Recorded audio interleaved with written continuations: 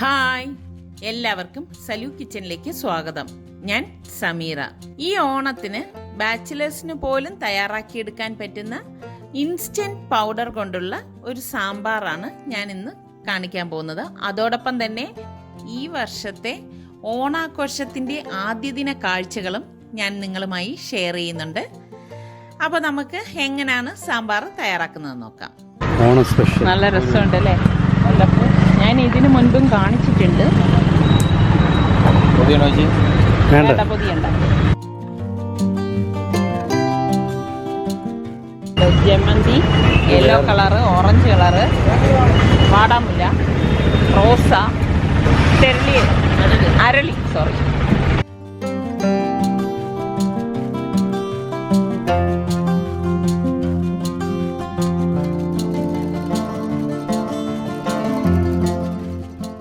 നമ്മുടെ ചേച്ചിയുടെ സ്ഥലത്തെത്തി. ചേച്ചി ഇതേ പറയുന്നുണ്ട.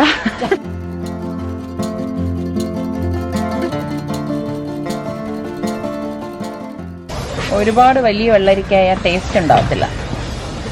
ചേച്ചി ഇതിൻ്റെ അകത്ത് കായൊക്കെ ഇട്ടിരുന്നു. എനിക്ക് സാമ്പാറിന് കാ വേണ്ട. ചേച്ചി ഇടോ സാമ്പാറിന് കാ? ഇതെനിക്ക് വേണ്ട ചേച്ചി. ക്യാരറ്റും വേണ്ട, എനിക്കിഷ്ടമല്ല മധുരം. കുമ്പളങ്ങ ഇടുവോ? കുമ്പളങ്ങ വേണ്ട, തക്കാളി ഇടും. കറിവേപ്പില മതി, മല്ലിയില. ഇതറിയാലോ എന്താണ്, ഏത് സാധനമാണെന്ന് നിങ്ങളൊന്ന് കമന്റ് ചെയ്തേ. അപ്പൊ സാമ്പാറിന്റെ വെജിറ്റബിൾസ് ഞാൻ വാങ്ങിച്ചു കഴിഞ്ഞു. ഇന്നിപ്പോ ഇത്രയും മതി ചേച്ചി. ബീൻസ് ഒന്നും വേണ്ട. ഇത് ചേച്ചിക്ക് സ്പെഷ്യലാണ്. കാരണം ഞാൻ ഈ തലേ തുണി ഇട്ടിട്ട് ഇതൊന്നും വയ്ക്കാൻ പോണില്ല. എനിക്ക് എന്നാ കാണുമ്പോ വാങ്ങിക്കാൻ വേണം, ഒരു സന്തോഷം. ചേച്ചി വെച്ചേ. ഈ സാമ്പാർ ഉണ്ടാക്കാൻ വേണ്ടി ഞാനിവിടെ 1/2 കപ്പ് സാമ്പാർ പരിപ്പ് എടുത്തിട്ടുണ്ട്. അപ്പോൾ ഇത് നന്നായിട്ടൊന്ന് കഴുകിയെടുത്തിട്ട് വരാം. ഈ സാമ്പാർ പരിപ്പ് ഞാനിവിടെ നന്നായിട്ട് കഴുകിയെടുത്ത് വെച്ചിരിക്കുന്നതാണ്. ഇനി ഇതിലേക്ക് ഞാൻ 1.5 കപ്പ് വെള്ളം ഒഴിച്ചു കൊടുക്കും. 1/2 കപ്പ് സാമ്പാർ പരിപ്പിനാണ് ഞാനിവിടെ 1.5 കപ്പ് വെള്ളം ഒഴിച്ചു കൊടുക്കുന്നത്. ഇനി ഇതിലേക്ക് ഞാൻ പാകത്തിനുള്ള ഉപ്പും കൂടി ഇട്ട് കൊടുക്കുകയാണ്. ഇനി ഞാൻ 1/2 ടീസ്പൂൺ മഞ്ഞൾപ്പൊടിയും കൂടി ചേർത്ത് ഇതൊന്ന് വേവിച്ചെടുക്കാൻ പോവുകയാണ്.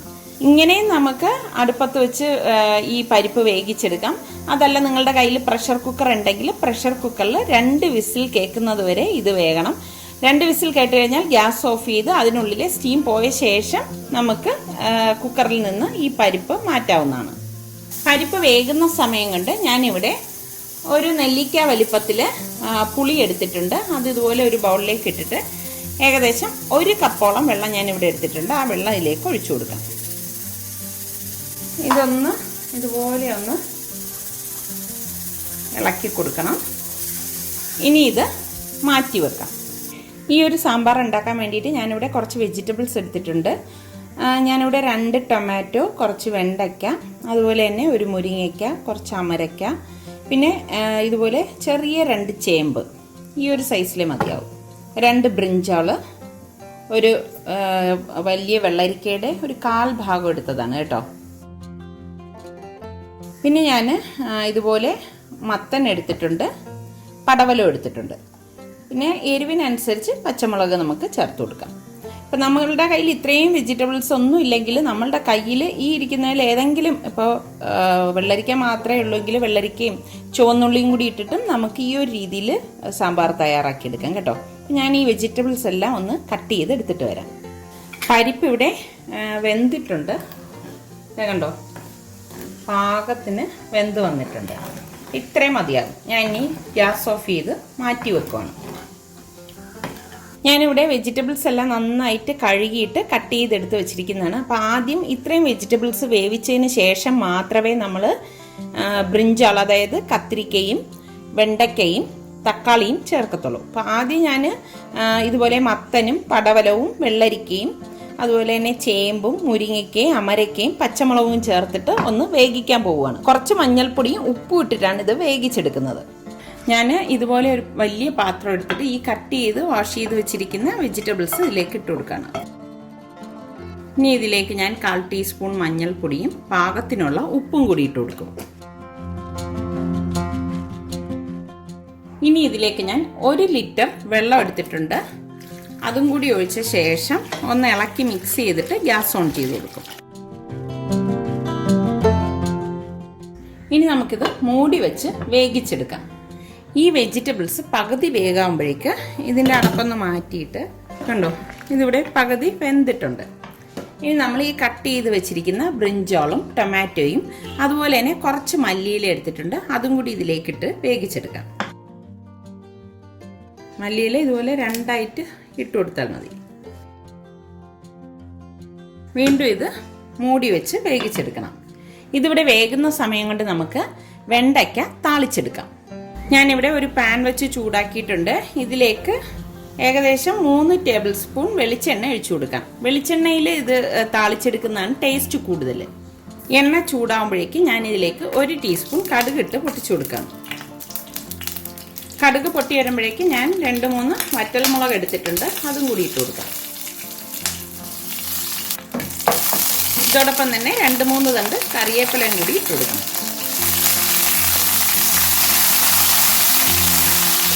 ഇനി നമുക്ക് ഈ കട്ട് ചെയ്ത് വെച്ചിരിക്കുന്ന വെണ്ടയ്ക്ക ഇട്ട് കൊടുക്കാം.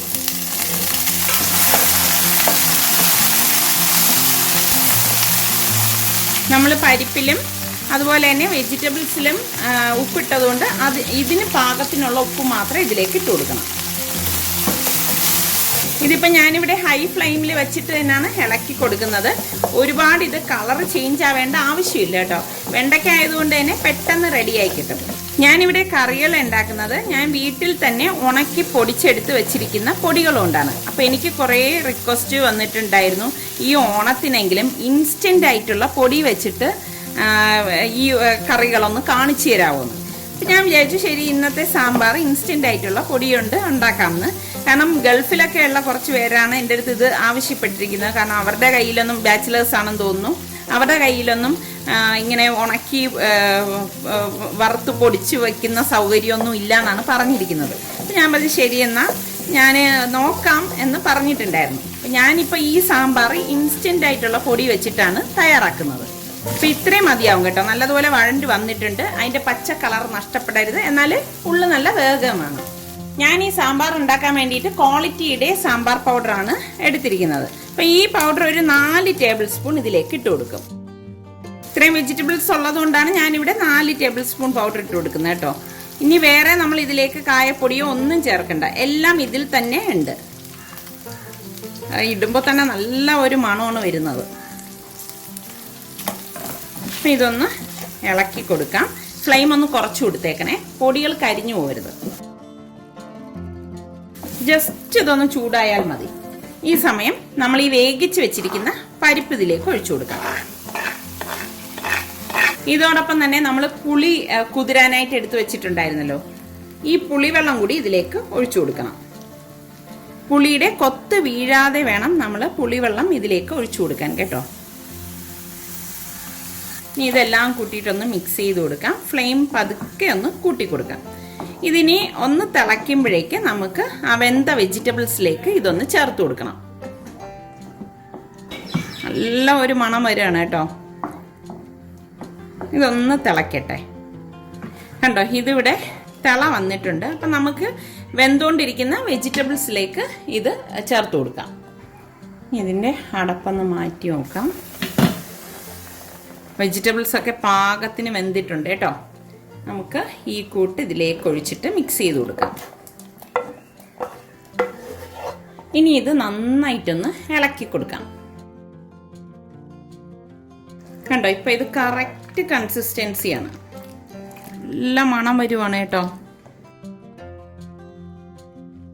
ഇനി ഇത് ഒന്ന് തിളച്ച് 1-2 മിനിറ്റ് ആവുമ്പോഴേക്ക് നമുക്ക് ഗ്യാസ് ഓഫ് ചെയ്ത് കുറച്ച് മല്ലിയിലയും കൂടി ഇതിന് മീതെ വിതറിയിട്ട് ചൂടോടുകൂടി വിളമ്പാവുന്നതാണ്. ഈ സാമ്പാറിൻ്റെ കൺസിസ്റ്റൻസി ഞാനൊന്ന് കാണിച്ചു തരാം.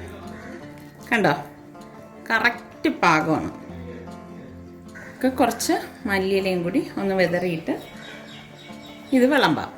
അപ്പോൾ എല്ലാവരും ഇത് ട്രൈ ചെയ്ത് നോക്കി. നിങ്ങൾക്കിത് ഇഷ്ടമാണെങ്കിൽ ഇതിൻ്റെ ലിങ്ക് ഷെയർ ചെയ്യാനും ലൈക്ക് ചെയ്യാനും കമൻറ്റ് ചെയ്യാനൊന്നും മറക്കരുതേ. അതുപോലെ തന്നെ നമ്മളുടെ സലു കിച്ചൻ ഇനിയും സബ്സ്ക്രൈബ് ചെയ്യാത്തവരുണ്ടെങ്കിൽ ഈസി റെസിപ്പികൾക്കായി സലു കിച്ചൻ സബ്സ്ക്രൈബ് ചെയ്യാൻ വേണം കേട്ടോ.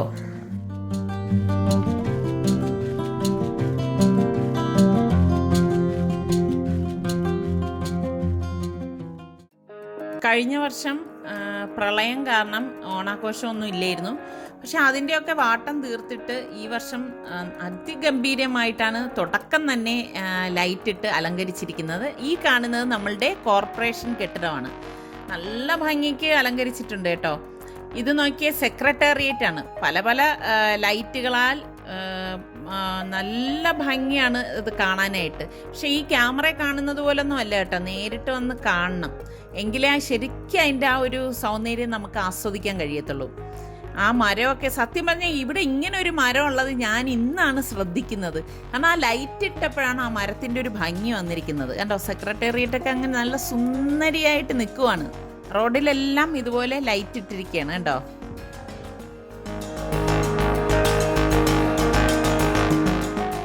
ഇനി മുന്നോട്ട് വരുമ്പോഴേക്ക് ഇത് കനകക്കുന്നാണ്. ശരിക്കും കനകക്കുന്ന് ഒരു ഉത്സവ പറമ്പായിട്ട് മാറിയിരിക്കുകയാണ് കേട്ടോ. നോക്കിക്കേ, ദേ ബലൂൺ വിൽപ്പനക്കാരും ഒക്കെ ആയിട്ട്. ഞങ്ങൾ ഇന്നിപ്പോൾ അങ്ങോട്ടേക്ക് ഇറങ്ങിയിട്ടില്ല. അപ്പോൾ ഇതിൻ്റെ ഡീറ്റെയിൽ ആയിട്ടുള്ള വീഡിയോ ഞാൻ ഉടൻ തന്നെ സലു പ്ലസിൽ പോസ്റ്റ് ചെയ്യുന്നതാണ്. അപ്പോൾ ഇന്നത്തെ ഈ ഒരു എപ്പിസോഡ് നിങ്ങൾക്ക് എല്ലാവർക്കും ഇഷ്ടപ്പെട്ടെന്ന് വിശ്വസിക്കുന്നു. അപ്പോൾ സാമ്പാർ നിങ്ങളെല്ലാവരും ട്രൈ ചെയ്ത് നോക്കി. നിങ്ങൾക്ക് ഇഷ്ടമാണെങ്കിൽ ഇതിൻ്റെ ലിങ്ക് നിങ്ങളുടെ കൂട്ടുകാർക്കൊക്കെ ഷെയർ ചെയ്യാനും ലൈക്ക് ചെയ്യാനും കമൻറ്റ് ചെയ്യാനും ഒന്നും മറക്കരുതേ. ഇനി പുതിയൊരു എപ്പിസോഡുമായി വരുന്നതുവരെ എല്ലാവർക്കും ബൈ.